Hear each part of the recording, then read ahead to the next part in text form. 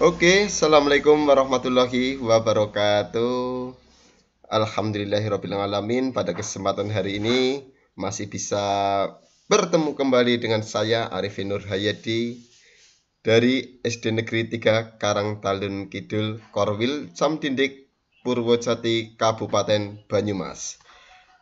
Pada kesempatan hari ini saya akan menyampaikan materi tentang potensi ekonomi negara-negara anggota ASEAN. Nah, ASEAN. Oke, anak-anakku. Sekarang diamati terlebih dahulu peta negara-negara di ASEAN. Nah, di sini dari paling atas ada negara Myanmar. Benderanya seperti ini ya. Nah, Myanmar ini. Kemudian ada negara Laos. Amati juga benderanya seperti ini. Letaknya di sini. Kemudian Thailand. Benderanya seperti ini. Negaranya bentuknya seperti ini. Ya. Kemudian ada negara Kamboja. Benderanya seperti ini. Letak negaranya dari sini sampai dengan sini. Ya.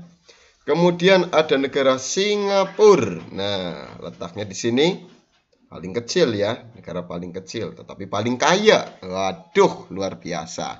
Kemudian ada negara Indonesia. Nah, letaknya di sini, dari sini sampai sini.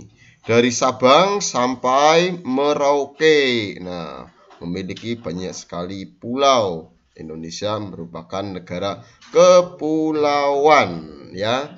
Kemudian ada negara Malaysia. Nah, benderanya seperti ini, letaknya di sini dan juga di sini. Jadi ada dua ya, sini dan juga sini.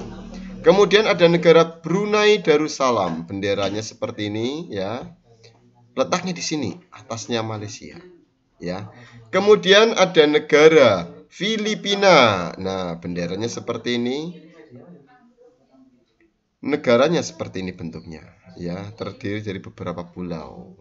Ya, ada pulau Luzon dan juga pulau Mindanao. Oke, lanjut saja. Kita masuk ke materi yang pertama, yaitu negara Indonesia. Nah, Indonesia negara kita. Sebagai negara kepulauan terbesar di kawasan ini, Indonesia memiliki ragam sumber daya alam yang sangat kaya. Banyak hal yang dapat dikembangkan untuk memperkuat perkembangan ekonomi Indonesia.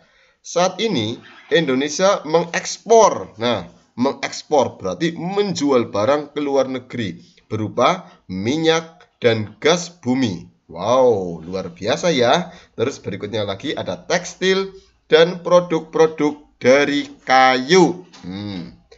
Pertambangan menjadi salah satu pintu masuk para pengusaha mancanegara. Nah, pengusaha mancanegara atau disebut juga dengan investor asing ke Indonesia. Keindahan alam Indonesia pun merupakan daya tarik yang menjadi sumber devisa negara dari sektor pariwisata. Nah, apa itu devisa ya? Devisa adalah pemasukan uang ke dalam negara Indonesia. Oke, itu Indonesia. Terus berikutnya lagi ya, Brunei Darussalam. Wow, Brunei Darussalam. Negara ini terkenal dengan kekuatan sumber daya alam berupa minyak bumi dan gas alam. Jadi Brunei Darussalam itu memiliki ladang minyak bumi dan gas alam. Wow, luar biasa ya. Brunei menjadi negara di Asia Tenggara yang memiliki pendapatan per kapita tertinggi karena gas alamnya. Jadi kaya akan minyak ya, luar biasa. Terus berikutnya lagi ada negara Filipina. Oke, Filipina adalah sebuah negara kepulauan yang mata pencarian sebagian besar penduduknya adalah di bidang pertanian. Nah, nama lain dari pertanian adalah agraris. Oke, pertanian sama dengan agraris. Filipina berhasil menjadi salah satu negara di dunia yang dapat membangun dan mengembangkan pertaniannya dengan baik. Beberapa produk unggulan hasil pertaniannya diekspor ke berbagai negara. Nah, diekspor berarti dijual ke negara lain. Contohnya ya, nanas. Segar sekali ya. Kemudian padi, kelapa, dan gula. Hasil pertanian ini juga menunjang perkembangan ekonomi negara ini. Oke, ini adalah Filipina. Terus berikutnya lagi ada negara Kamboja. Nah, di Kamboja mengalir sungai namanya Sungai Mekong. Ingat-ingat ya, Sungai Mekong. Daerah di sekitar Sungai Mekong merupakan daerah yang subur. Wow, nama lainnya subur adalah fertile ya. Mata pencarian penduduk Kamboja adalah pertanian. Nah, jadi orangnya itu suka bertani. Jadi kategorinya negara agraris. Hasil pertanian Kamboja yang besar adalah padi dan juga karet. Wow, karet ya. Nah, berarti diambil dari pohon karet atau biasanya pohon pinus. Nah, diambil lateksnya. Apa itu lateks? Lateks adalah getah dari karet. Nah, oke. Terus negara berikutnya yaitu Laos. Laos bertetangga dengan Kamboja. Nah, negara ini dilewati oleh aliran sungai Mekong. Ya, sama seperti di Kamboja. Kegiatan pertanian banyak dilakukan di sepanjang aliran sungai ini. Sebagian besar hasil pertanian dinikmati oleh masyarakat Laos. Jadi Sungai Mekong itu ya, daerah Sungai Mekong itu rata-rata itu ditanami hasil-hasil pertanian.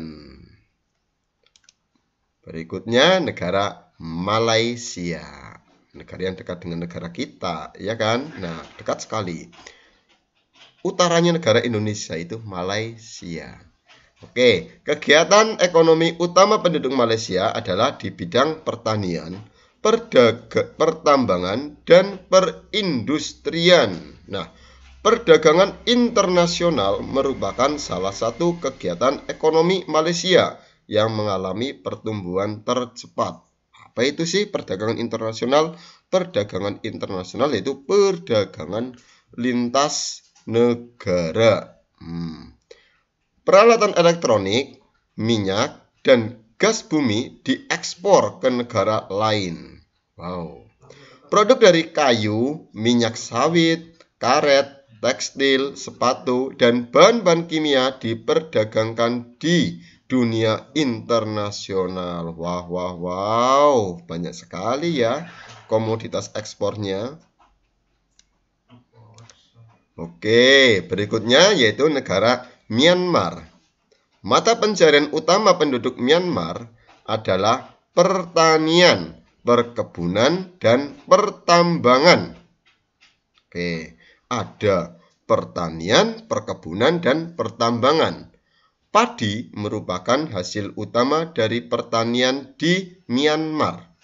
Myanmar merupakan salah satu negara penghasil padi terbesar di Asia Tenggara. Berarti hampir sama dengan negara Thailand. Ya. Oke, negara berikutnya adalah negara Singapura. Singapura merupakan negara paling maju di kawasan ASEAN. Letak Singapura sangat strategis karena terletak di Semenanjung Malaka. Saat ini Singapura menjadi negara transit teramai di Asia. Nah, transit itu apa ya? Transit itu adalah singgah. Yang singgah apa? Ya antara lain kapal-kapal, ya. Kapal-kapal yang membawa barang dagangan yang mau dibawa ke negara lain. Jadi transit istilahnya mampir ya, transit. Mampir disit. Oke. Kemudian Thailand. Thailand sering disebut sebagai lumbung padi di Asia Tenggara. Nah, di sini ada istilah lumbung padi. Berarti banyak sekali ya hasil padi di negara Thailand. Padi memang merupakan hasil pertanian terbesar dari negara ini. Selain itu, Perkebunan, kehutanan, pertambangan, dan industri juga merupakan kegiatan ekonomi penduduk Thailand. Saat ini, penghasil utama Thailand adalah sektor pariwisata. Keunikan bangunan budaya di Thailand menjadi daya tarik tersendiri bagi para wisatawan mancanegara. Wisatawan mancanegara itu apa ya? Ya, orang yang datang dari negara lain, ya, itu wisatawan, ya, berwisata ke negara. Oke, Thailand ini juga disebut juga dengan negara gajah putih, anak-anakku sekalian, ya. Terus berikutnya negara Vietnam. Nah, setelah pulih dari perang Vietnam, negara ini mulai berkembang di berbagai sektor perekonomian. Pariwisata dan turisme mendukung perkembangan ekonomi. Bidang pendukung lainnya seperti usaha jasa di bidang perhotelan, restoran, serta transportasi juga turut berkembang pesat. Jadi ini masih dalam negara maju. Oke, itu adalah negara-negara di Asia Tenggara. Nah, ini adalah profil dari Pak Guru dan Bapak Ibu Guru dari SD Negeri 3 Karangtalun Kidul. Sekian dan terima kasih. Wabillahi taufiq wal hidayah. Assalamualaikum warahmatullahi wabarakatuh. Sampai jumpa di pertemuan selanjutnya.